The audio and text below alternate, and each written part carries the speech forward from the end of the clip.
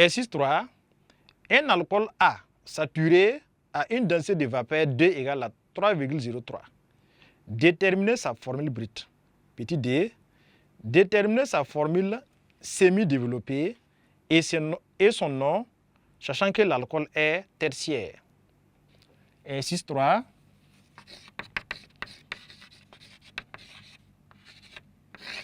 Donc, le but de l'exercice 3, vous avez la densité. À partir de la densité, qu'on soit à mesure de retrouver la formule brute de l'alcool et l'exploiter pour la suite des questions. Donc, la densité proposée, ça fait 3,03. On a vu dans le cours en termes de rappel, que la masse molaire est égale à 29 fois la densité. Donc, c'est la relation que nous allons exploiter pour répondre à cette question ici. Donc, petit 1, formule brute. Formule brute de l'alcool A. Alors, donc, on a vu que M égale à 29 fois la densité. Or, nous savons que M égale à, pour un monoalcool saturé, c'est 14N plus 18 égale à 29 fois la densité. Donc, et la densité, ça fait 3,03. Et l'élève, en résolvant cette équation et en tirant N là, il va se retrouver avec N égale à, qui est sensiblement égal à 5. Donc, ce qui veut dire que notre alcool ici, sa formule brute va faire C5 H12O.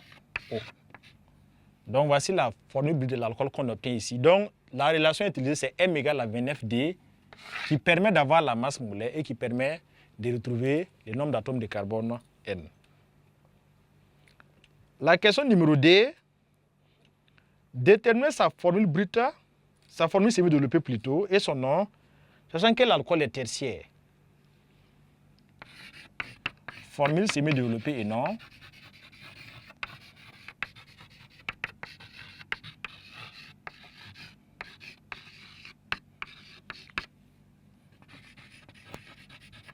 Donc, on a besoin d'un alcool qui est tertiaire. Pour avoir un alcool tertiaire, ça veut dire qu'il n'est pas lié à l'hydrogène. Donc, ce qui veut dire que le carbone qui porte le OH là a une ramification. Et il y a 3 groupes radicaux tous les côtés. On va prendre un exemple. Ça veut dire qu'il va se prendre sous la forme un carbone avec R et R second. La formule semi-développée doit être, on dit l'alcool est tertiaire. Donc, les alcools tertiaires sont sous la forme C avec R second, et le carbone qui est là, il n'a pas d'hydrogène, il porte un groupe OH. Donc, ce qui va nous donner alors, on dit que ici le N égale à 5, donc on va disposer ce carbone central d'abord, qui porte le groupement OH. Donc, ce qui veut dire qu'il reste à 4 groupements. Donc, nous allons placer CHD, CH3 par là. Ici, on va mettre CH3, le groupement méthyle, et en bas, on met CH3. Donc, voici l'alcool tertiaire qu'on peut obtenir. Et son nom sera, donc si ça ne va pas, normalement, ça devait être le déméthylbutane. Mais comme c'est un alcool, ça va faire déméthylbutanediol. Donc, nom, déméthylbutanediol.